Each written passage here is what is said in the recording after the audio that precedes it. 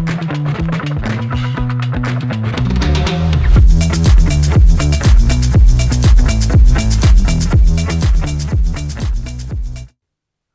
welcome to Learning Clan. If you've been joining us in the past, you know that I'm Chris, Head of Learning Design here at ClanEd, and with me today is my wonderful colleague, Aino. Hello, nice to be here. Cool. Aino, what are we talking about today? We're going to talk about the mindset theory, one of my favorite topics. Done some research on it at the university before I've joined ClanEd, and Is that why it's one of your favorite topics? yes. Really? Just because of the research? Yeah, so fascinating, Okay. and it's so complex topic, and I think also something that, in my experience, a lot of people I talk about or talk to about this always have some personal experience with it.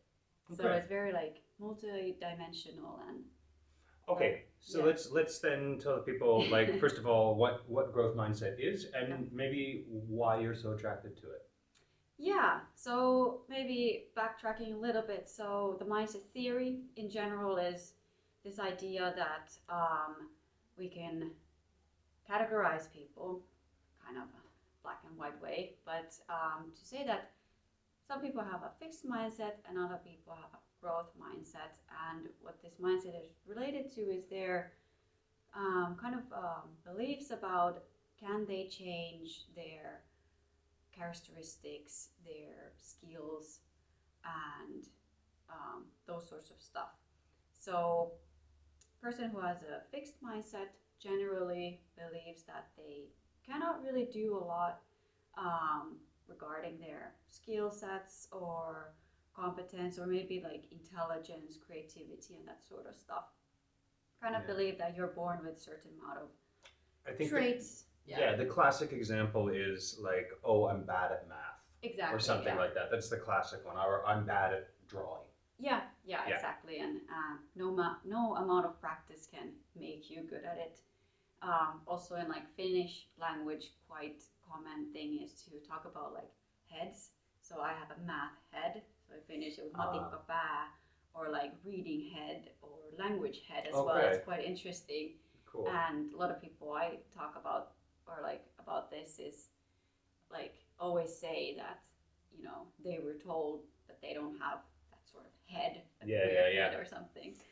So it's weird. It kind of touches on that the also debunked idea of like visual learner, audio learner, tactile learner, that sort of stuff. Yeah. Oh, you're just a visual learner. You need information this way, which is garbage. It's quite interesting. Like, where did that idea like come from, that you could like tell people, like, you know, from a really young age that this is what you are and you're not anything else. Quite weird. It's interesting because I think that in the majority of cases it probably comes from a good case, like a good place. You know, like if you, so say you're a parent and your kid really enjoys drawing or has some aptitude for it, you probably tell them like, oh, you know, like it's coming from this place of encouragement. Exactly. And at the same time, it could be so damaging, like long term, because you're sort of setting it from this very young age. And I think this maybe gets into the theory a bit, but you're setting this expectation on someone from a very young age about what they're capable of and what they can excel in and what they are maybe not so good. Yeah, exactly that. And then like the other side, so the growth mindset, of course. A person with a growth mindset believes that with dedication and effort, they can accomplish anything, basically. So that's sort of the right. Or like that you're, if we kind of polarize these mindsets. So yeah. So where does it come from? Like we were just sort of talking about, like it could come from sort of your upbringing. It could come from sort of things you're told, but well, I guess like the idea of growth mindset obviously comes from research and academics. But where does that mindset? But where does the mindset itself emerge? Yeah. Is it innate in some people? That's really, I think, intriguing question, like, because that question, like, is something innate, kind of goes against this growth mindset idea. Yeah. And it kind of like, if you follow that thought, you kind of think that you can't change people's mindsets. Yeah. And that's like a fixed mindset. Yeah. So it's a little crazy, but definitely, you know, how do people develop their mindset? As you mentioned, like, or your example on the upbringing, definitely is something that's related. So what kind of praise you get as a kid, that's you know, quite large research area. So the idea there is like that if your parents praise you for your efforts and kind of like dedication, and you're like persistent in developing your skills, you kind of develop a growth mindset throughout the years. Whereas if your parents praise you for your innate capabilities, or obviously if they kind of tell you you're stupid, obviously that's like, you know, but you know, how your parents talk to you, and where do they kind of like place that success in a sense? Right. So do they place it in your innate capabilities or your actions and behavior? Right. So that's one research area, which is very huge. And then I think also one very important aspect is this idea of like social representations. So we all have a social representation, some kind of ideas on what does it mean to be intelligent, and who do we consider being intelligent? And could I look like a person who is intelligent? You know, so there's a lot of like social or cultural like knowledge that we internalize, and then also like, you know, distribute in our ways of communication and that sort of stuff. Okay, so how does growth mindset tie into learning and education? Yeah, that's a really important question. So generally, there's been a lot of research about the benefits of the growth mindset in terms of, or in the context of education. So it's been tied to, so kids with a growth mindset generally have better academic achievement, and also academic aspirations, or educational aspirations, I should say. So want to educate further, and kind of don't believe that there are restrictions in a sense on what they can achieve. And also it's related to motivation very fundamentally. So if you are in a school environment and there's different like motivational orientations, I would say, that are you kind of like, what is your primary motivation? So the idea there is that, are you there for like the learning experience and developing your skills, or are you there more for like performing and kind of competing with other people and kind of like being a little bit better? And or then also like you don't want to challenge yourself at all, and like kind of don't find yourself in situations that are challenging for you, just to kind of save your face. And I guess it's probably worth mentioning as well that, like, we're talking about these things in really black and white terms, but the reality is it's probably almost in all cases some mixture of these things going on. So if I think about like the university experience, certainly you're there to learn and grow and expand, but you're also there for that piece of paper at the end, and like there are intrinsic and extrinsic motivations, and fixed things about it and growth things about it, and it's never like, we can talk about it in black and white terms, but at the end of the day it's never a black and white issue. It's always that's a really good point. Like, maybe I should say like how the mindset is measured. It's a scale, 1 to 6, I believe. So, you know, people lie on different spectrums in there. So where do you put yourself on that spectrum? I would say I'm definitely more of a growth mindset person, but I'm not. Is growth the far end? Is growth like a 6? You're like full Well, growth mindset if you're a 6? yeah, kind of like. So I would say like maybe the 3 is in the middle, Okay. and then you tend to lean towards One side or the other. other. Okay, so where are you? Give me a number. I think I think I would probably be like 4.5 or something, or maybe 5.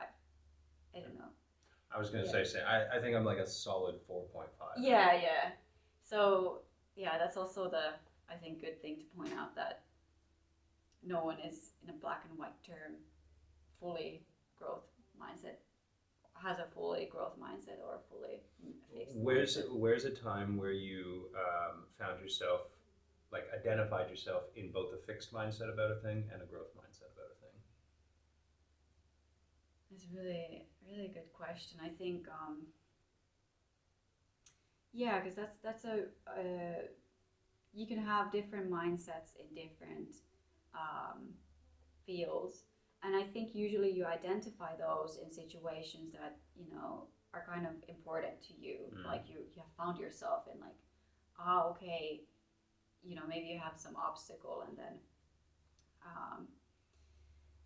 so okay, like a growth mindset, I definitely have like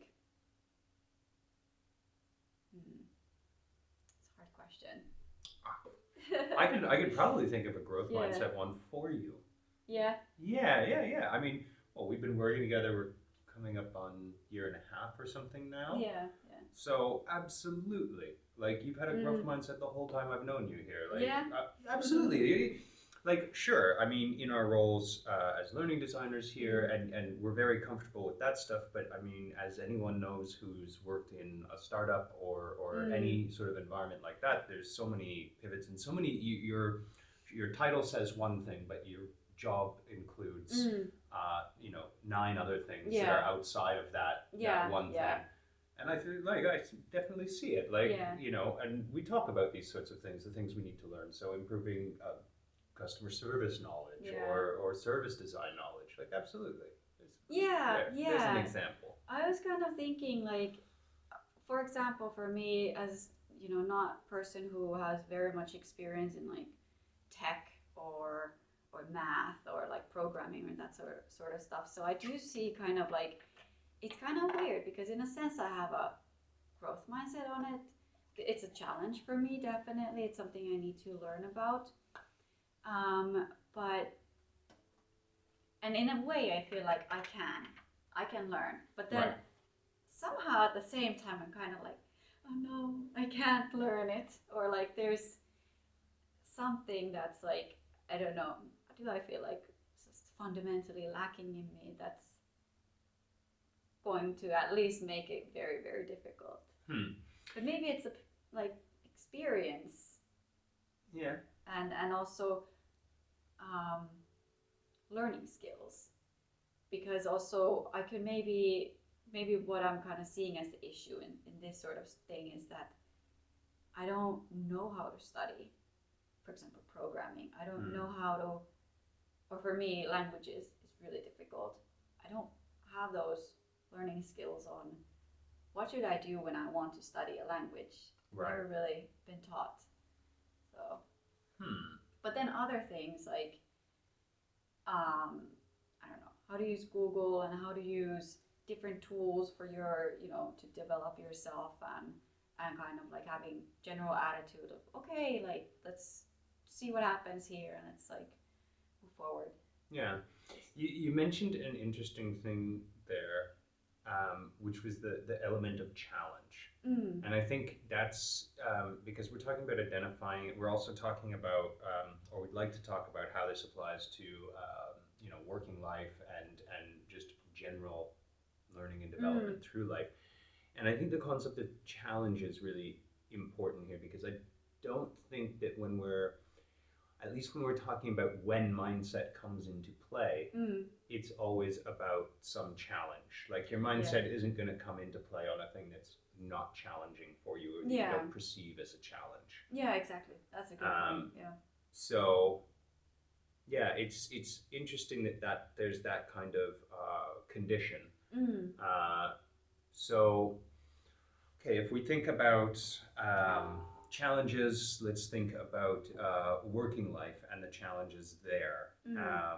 I'm sure there's like endless examples. All businesses face challenges. All employees Yeah, face yeah. challenges. That's part of work. That's Yeah. part of growing and developing in whatever your field is. So I don't know. Should we jump into mindset in a workplace, or maybe I was thinking like, mindset itself with challenges? yeah, because like the benefits of having a growth mindset is like, you're able to bounce back from setbacks. So let's say, in my case, I have a workshop and everything goes really badly. How do I kind of recover from that situation? And do I feel like, I am fundamentally a bad teacher and I should just quit? I should just go back to doing research or something.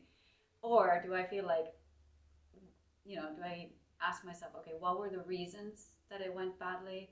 And, maybe it could be that I didn't know how to ask the right questions beforehand. And usually, it's the former case. Usually there are a lot of things that you could have helped yourself or done yourself beforehand, or,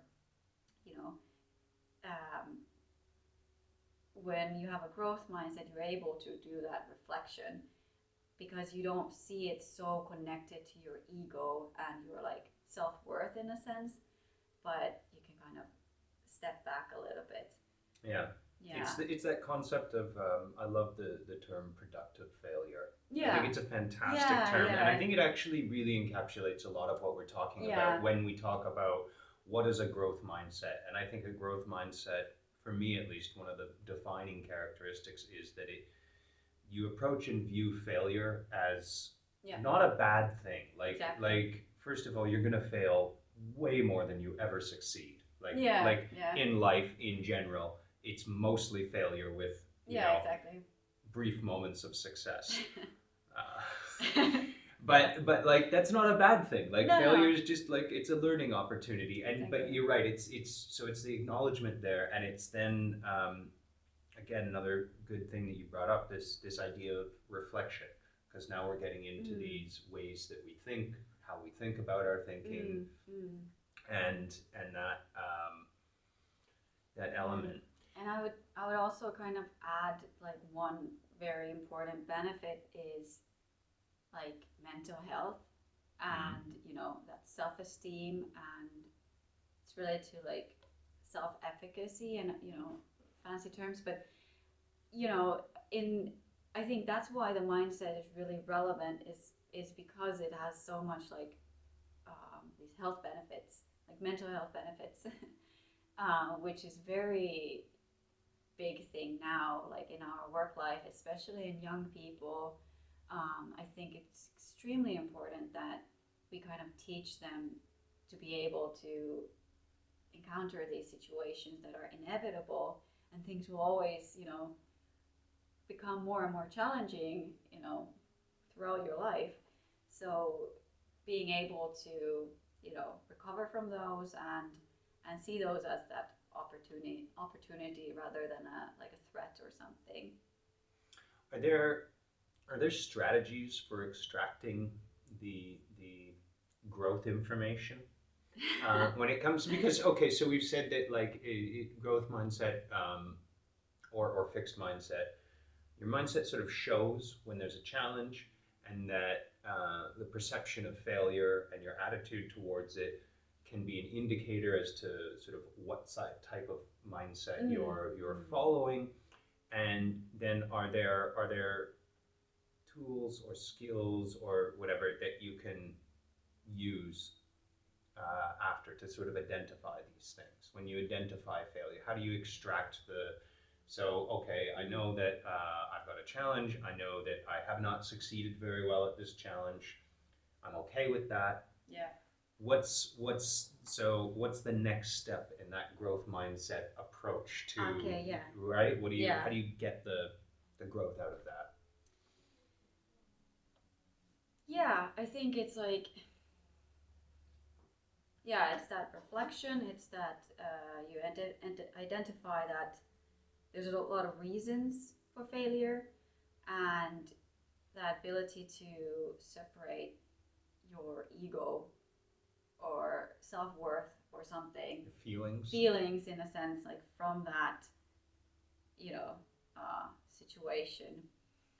And I think the next thing there is to think about how can you solve, how can you learn from that, and kind of like take it up as a challenge, and maybe you have to identify those things you need to learn, and then maybe some sort of strategy or some sort of like way to incorporate those in your life.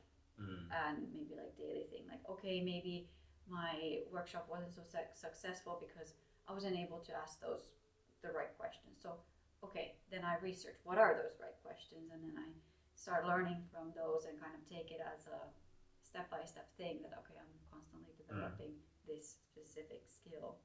I think it's also worth mentioning right there, because not to clarify the answer, it's not also just something you have to do. So in like the workshop example, you might realize, okay, this was bad.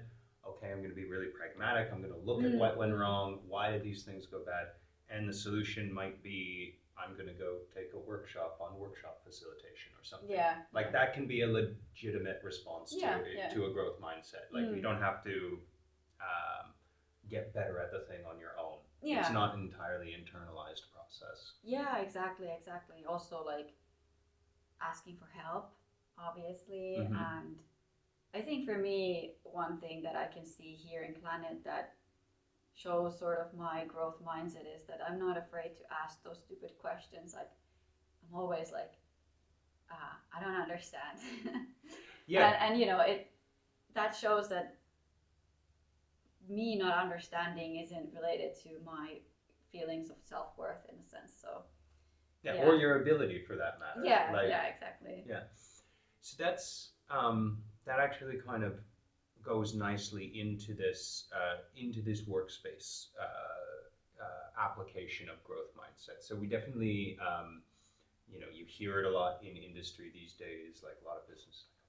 We have a growth mindset. Yeah. We want people with growth mindsets. It's definitely a buzzword. It's certainly a buzzword. It's no synergy, but it's up there. And so, I mean, well, that's great. I think that's a good thing. Yeah. Nobody should be penalized for asking a dumb question at work or but so let's say, okay, you're a company, you've advertised your desire for growth mindset oriented people. You have a bunch of them now. Yeah. The people are doing their best to be reflective, to like believe that they can improve and do their job. What can places do? What can businesses do? What can organizations do to support this in people?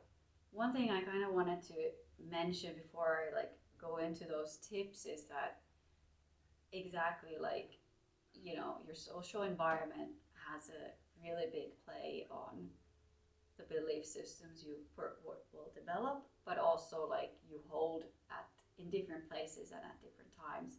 So it's very important that the organization has a strategy to support it. Okay. But yeah, I think there's so many things, but first of all, it's like communication. So as we talked about, like that praise, how do you praise your kids? Right. It's the same thing basically with adults. Like, where do you place the success? So do you put people on a pedestal? Do you say that so great we have Chris and he's so intelligent and he's like a star, a rock star here? It's probably a nice thing, but like... That sounds horrible. Yeah, exactly. That sounds horrible. Like, that makes you feel like, attention. I need to uphold this weird standard. Or are you talking about like, some successful situation from like, okay, it was the effort and dedication and us collaborating, and this resulted in this like great thing. So communication is definitely the key. Another thing is obviously competition and eliminating that competition, and it's closely related. So making people work together instead of against each other, because that's obviously just related to that psychological safety at the workplace and that sort of stuff. Another thing would be like, how do you approach mistakes? And how do you approach failure? And is it something, and also related to that, like feedback on that. So a lot of places can have like this communication part can be really good, but then like when something doesn't go well, it's tricky, sensitive topic. So maybe people or organizations, managers don't have the skills to bring it up and talk about it because they feel like it's a very sensitive thing. But the idea with the mindset is like, hey, we could actually point out like, I made a mistake in my workshop, for example. I wouldn't feel that I had to hide it, and then I could ask for help and like have a discussion about it and ask for feedback from other people. So it's like, are those mistakes celebrated and seen as a learning opportunity, or are they kind of like something that I want to really just hide and not tell anyone about? And that's, I think, even bigger thing than my first point, because communication is one thing, but I think this, how do you approach this failure and your ability, or like giving feedback to people is action in a sense. Yeah, and I mean, definitely I agree. If you think about if failure is treated poorly, then people are just gonna be afraid to mention when they fail, and that just means the issue's just never and it's addressed, a bad and thing, and yeah. But I think it's also I don't know. You're talking about celebrating failure, and I could see how that term also maybe like throws some people don't want to like throw a party every time someone fails, but what it made me think of is like, if you can, so whatever, failure happens, get used to it. Yeah. But if you can, as a team or as a company, like always find one thing. If you can find one thing at least that you learned from that failure that everyone can agree on, that was like, okay, we failed at this, there were many reasons why, or a couple that, but this is what we've identified as the main thing and what we can learn in the next time. So that's maybe like one strategy that organizations and teams can use. Like, find one thing that you've learned from a failure. Yeah. And not just that you've learned, but that you can perhaps change, or not perhaps, that you can change. And I think that's maybe a critical element there. I was also thinking about the importance of leading by example. I mean, we're quite lucky here. I think in the Nordics in general, we have very like horizontal formats in workplaces. So there's a lot of equality and not very much hierarchy, which plays into this, but it's not everywhere, and it's not in every culture, and so people from the especially from like the leadership teams or those C-level teams, I think it's important for them to discuss their failures, and maybe especially be the one to bring it up first, or when somebody, when a new employee has a failure, be like, hey, look, it's all right, I failed doing this. Like Exactly. Making it. That's a really good point, because failure often goes unseen. We tend to see the success. So if we think about like famous people, celebrities, we're aware of them when they're like already there in a sense, but we don't see like what did it take to get there. That's why I think like career paths and people sharing their troubles and this sort of stuff is so valuable, and definitely should be done a lot more, and people really engage with that sort of information, because it's very important for us to hear as well that okay, it's a long process. I think another thing I would mention is like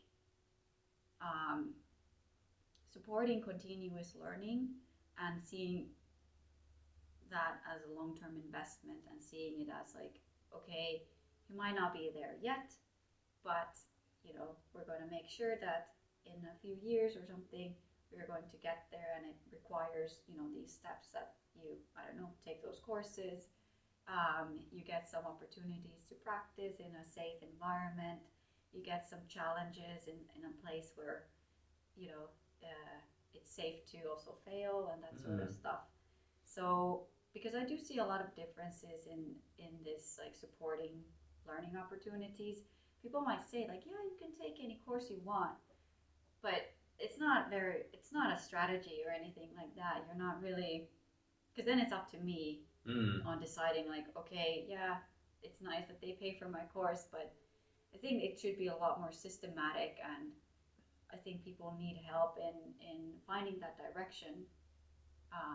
That's why like I think learning and development specialists are really, really valuable to have, because they have that competence to organize those identify pathways. skill gaps, Yeah, exactly. and maybe just have the conversations with people. Yeah. Where do you want to develop? What would be what do you see in your, I mean, I guess you could build this stuff into quarterly review or every year review. Like, what did you see as your great successes this year? What were you challenged by, and why were you challenged by these things? Yeah, exactly. And what can we do to support you in becoming better at it? Yeah, and if you think of like, for example, programming and engineers, there's a lot of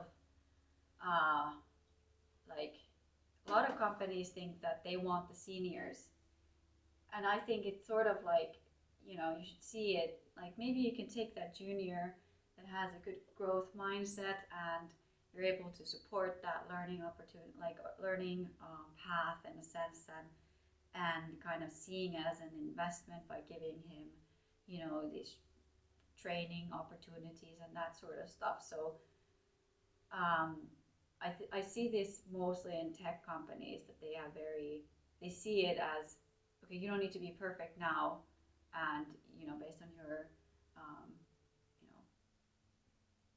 desires, you can kind of go that way, and we will support you. And actually, like, it's not to say like, okay, you take one course and then you're ready, but like, oh, maybe you should take this, like maybe you're ready in a few years. It's a longer thing that's going to happen. I mean, it's definitely a long-term, I think, investment from the company side to invest in development, invest in learning. Yeah. I hear there's a great platform for that. Really? What's it called? Clan something, I don't know. Yeah. I don't know. How do you think we do at that? How do we do? Yeah, how do we do it at Planet? How are we in supporting development, in your opinion? Yeah, I think in general we have very much of this. Like, we set some goals as a team, and we review them, and it's not a bad thing if we didn't achieve something. So, and that's like, when we learn about it, that's the thing with startups, so you really have to like tolerate that. But I think in general we could do a lot better in also, like, with this, like what I was talking about, creating a safe place for failure, because I think all of us are people who really want to succeed, and we put like high standards, and we have high standards in general in Planet, but like it's kind of a difficult thing for managers as well to it's really a skill on like, how do you talk about those things, and sort of how do you talk about how do you bring up someone's failure or something like that, and how do you provide honest critical feedback as well, or is it more of like okay, this happened, and not really doing anything about it. But yeah, also like, you know, when it comes to that continuous learning and kind of like those situations, definitely we also have this encouragement that, you know, go take those courses. But I think we're still in that phase. We're kind of a small company that at least I would maybe want more help, and like, you know, someone would help me in that path, creating that path in the longer term, because I can say like, okay, I need to learn Excel, and then, you know, the answer is like, okay, just take the Excel course, but that dives into other, you know, knowledge and other competencies and skills. Right. It would be nicer to see it, you know, in a broader sense. It's good if you have some statistics, for example, with Excel. Like, you know, like you kind of need to understand statistics to use Excel really well. Yeah, and then it can go into like, it's my first step in going into that tech side of things, you know, although maybe Excel isn't so much, but yeah, exactly. So. Well, this again is that long-term path, right? This is not something that you do a workshop every 6 months and you've solved growth mindset at your company. Yeah. It really is an investment. Well, what do you think? I think we do pretty good. One of the things that really stands out to me that I'm like really proud about and happy about is that it's completely acceptable for me to log, you know, a few hours a week as just my self-study. Like that is part of my job, is to, the path thing, sure, we can develop a bigger team, and when we have more time for those things, develop these kinds of like long-term, very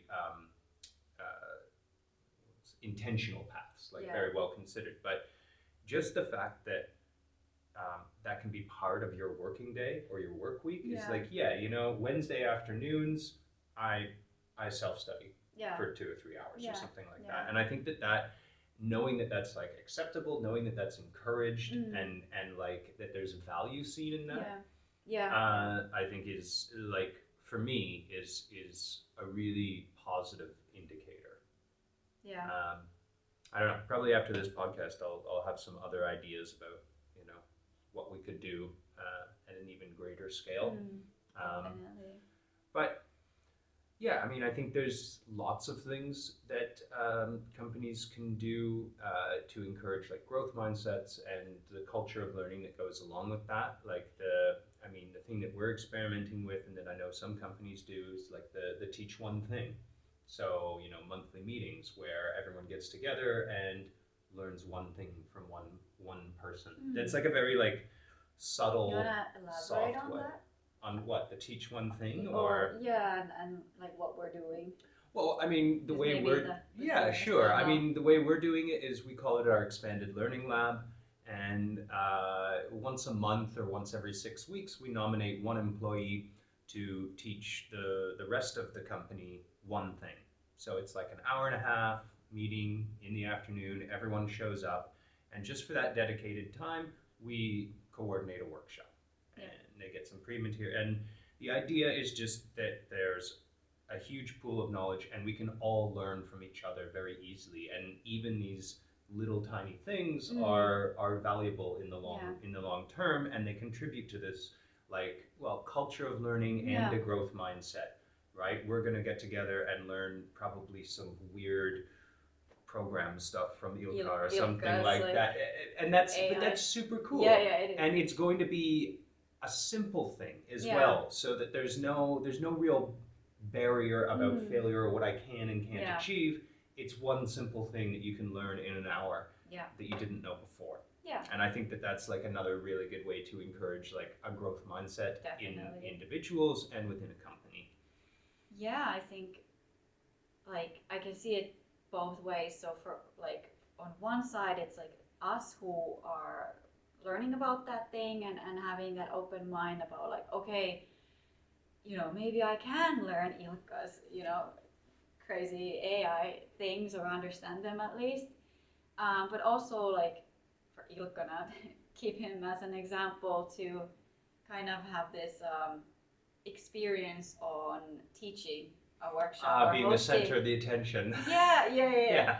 But like, also, because that's also a skill, and that's also obviously something that we talk about in Planet, every day, every week, and it's quite, it's uniquely advantageous for us since the sort of facilitation is a big part of our business. So makes everyone do it. Yeah, and also learning just new ways to teach things. Also, that's a skill in itself. So, kind of like challenging people to start using, I don't know, a new way of doing things. Okay, so what about when growth mindset grows out of control or goes bad? What are the dangers? Dangers are there? There's not really dangers, are there? No, I wouldn't. I would say that in general, there's no bad things related to growth mindset. But I think one of misconception is definitely that the growth mindset is a magic wand or like the key for anything. And this idea that if I have a growth mindset, that's enough for me to be able to achieve anything. Right. And what I was talking earlier, and that can be very detrimental, obviously, to someone who has like a lot of motivation and really like first encouraged to start doing something new, and then they realize that they're not succeeding. But I think the reason there is like that they don't have maybe the learning skills or like the learning tools for that specific thing. Because learning language, for example, is very different from doing something else. So I think that's a thing that's very important to understand, that it's not just like something that automatically turns you into success. There's a lot of other things. And despite your effort and intentions and commitment, you might just not be very good at a thing at the end of the day. Like we like to say that growth mindset means you can get good at things, but you might, and there, who knows what the reasons are. There's so many other factors that come into play here, but you just might not be very good at it. Yeah, and I think like the idea of growth mindset is like it's important to understand that you have a lot more potential than what you might first think. Right. That there's a lot of things we can learn and can do, and starting from like, I don't know, level 0. But as you were earlier mentioning this like example of like basketball player, you starting. I'll never be a professional basketball player. Yeah, exactly. Ever. Doesn't matter how much effort and training and practice I put in. I'll never be one. Yeah, and that's like very interesting kind of idea that like why is that? Is it because of like there's a lot of like physical things that are related to it and that sort of stuff. So those are also just reality. Yeah.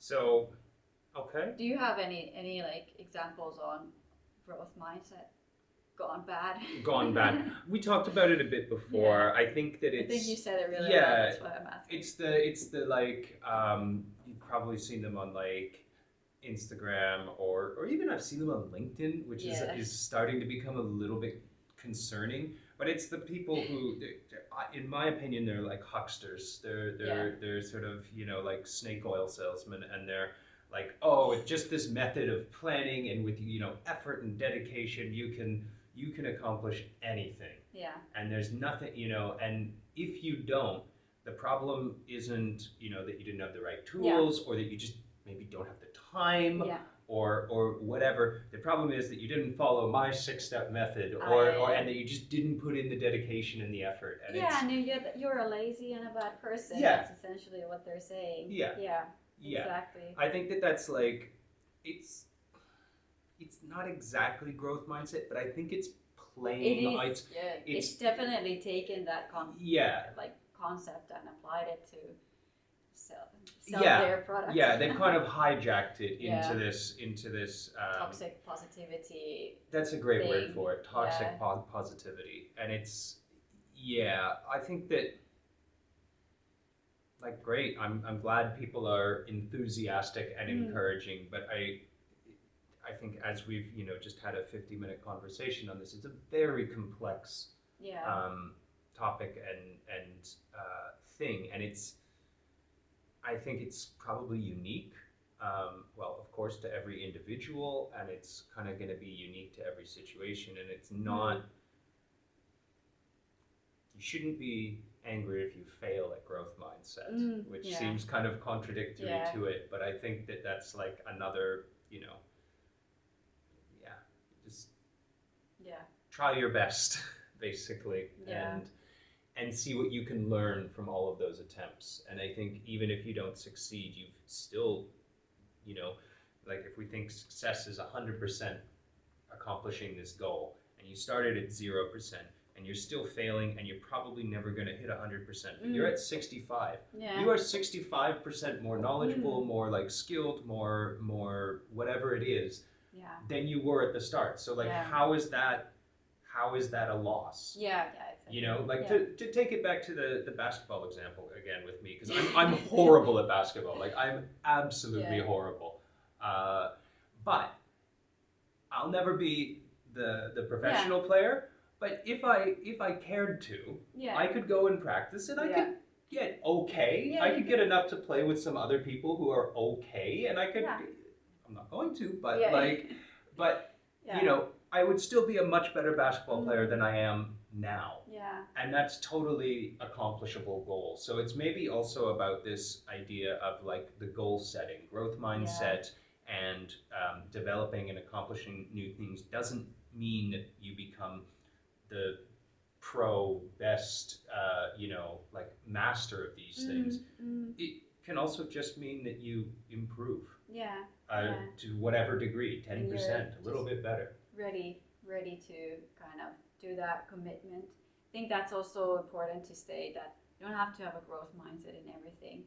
Like those things you want to accomplish and achieve, and skills that are important for you, it's a good thing to have a growth mindset in those things. But other things that are just not maybe relevant in your life, I don't see that there is this, or I would feel like I would have to always say to people like, you have to always have a growth mindset, and you always have to push yourself and take up the challenge. Like, no, I don't want to.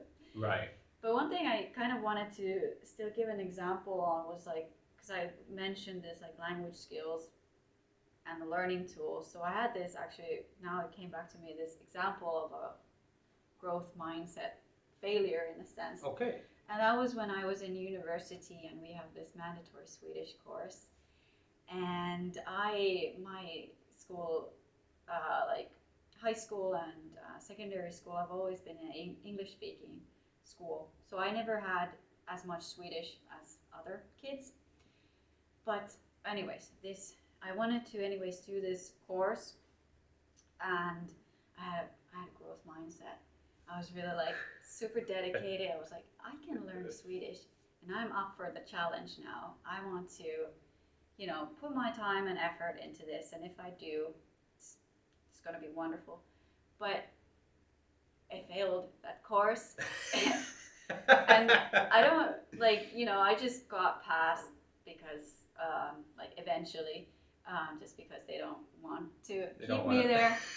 And I was analyzing this, like, what happened here? And I realized, like, I just don't have the learning tools, don't have the learning skills I don't know how should I be learning a language, and what should I do. And also I would have to say, to my defense, that the teaching was also just horrible, and like that's a different conversation. But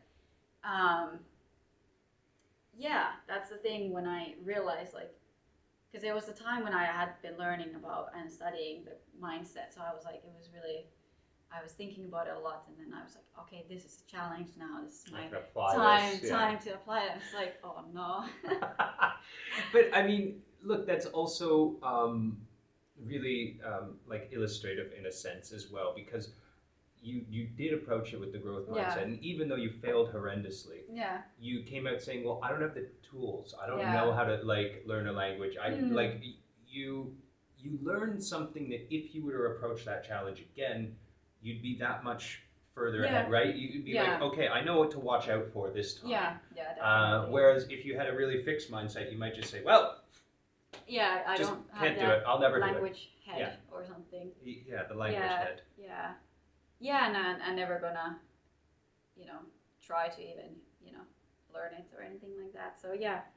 And one thing, maybe something I realized was that, like, I need probably more tutoring. I need maybe a bit more help than maybe other people. So that's also like that one important critical step that next time I'm able to realize that and demand, like, hey, I need more help.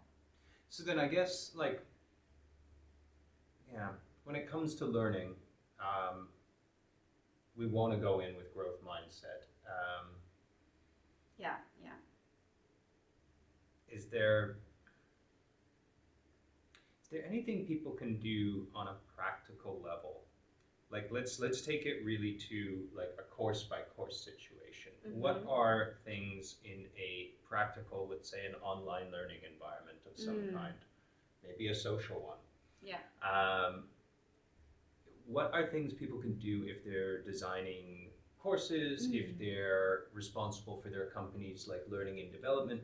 What are like practical things that they can do to support that growth mindset in people and in their students? And in their students. Like, are there things you can do to the actual course itself? We've talked about like not criticizing failure, and these are very like interpersonal things, but what can we do with the learning experience? So talked about the communication side as you mentioned. I would say one really important thing is to I think really good question is like, why is there so many courses where you have only one shot, one opportunity to succeed? It's very strange, like, because that's not usually final exam worth 60% of the grade, exactly, or 40% 100% or something. Like, it's like the whole thing is like emphasize that one opportunity. So if you want to use this growth mindset in your teaching, I would say that providing opportunities for learners to submit something, maybe a draft, and get feedback on it and submit it again. So kind of like these feedback loops are really important. Obviously, giving honest and critical feedback to them so that they actually are, moving into that direction you want them to go. Obviously, like, forgetting speed, like, someone has to do something really quickly. It's very weird idea, like not something that I would see, for example, in my work. Or I think in general, people in general in their work life don't have just one opportunity and like have to do it really quickly to succeed. So it's really weird, like, why do we have this method in a lot of courses? So I would say that and that feedback loops is quite important. Do you think that social and collaborative learning have an effect on mindset? Like when you're forced to, not forced, when you're encouraged and have the opportunity to work with others? Yeah, that definitely, what we talked about earlier, like, are you celebrating and putting individuals on the pedestal, or are you celebrating that team and, the dedication effort that they put in? So definitely that collaboration when you're collaborating with other people, you can realize, like, okay, like, Chris knows a lot about these things and I can learn from him, and I maybe know a lot about these things, and my input is also like valuable in this thing that we're doing, and I don't need to succeed by myself. Right. Also. Yeah. And it's not about like me. It's about us working as a team. It's about the outcome and what we can produce together. Yeah. Yeah, exactly. And I think I'm often super inspired by collaboration and teamwork, because usually the outcome is so that you're able to produce something that was not possible for you to do by It's yourself. greater than the sum of its parts. Yeah, None of you exactly. could have done it on your own, Yeah. but together you sort of have like all these strengths and, Yeah. and weaknesses, but hopefully they kind of Yeah. balance each other out somehow, and you have a more cohesive Yeah, result. exactly. It's a lot more like modern way of like thinking about how people learn, and just in general, I think what success is, and knowledge sharing, building knowledge together. That's also, those are also like just, related to it. Cool. Yeah. You got anything else you want to say on growth mindset? No. I have a lot to say, but I think this was really a nice discussion. Yeah, that's a good one. And it's a very fascinating topic, so Yeah. I hope I'll be able to talk more about this and maybe write more about this, because there's a lot of like perspectives and things that you can like really go deeply into. Yeah, and hopefully this was enjoyable for everyone listening. If you want to hear more about it, write us, give us suggestions. We can keep going on this topic or others that you might be interested in. Hopefully you learned a little bit of something and are feeling inspired. Yeah. Thanks for joining us. Ciao. Bye-bye.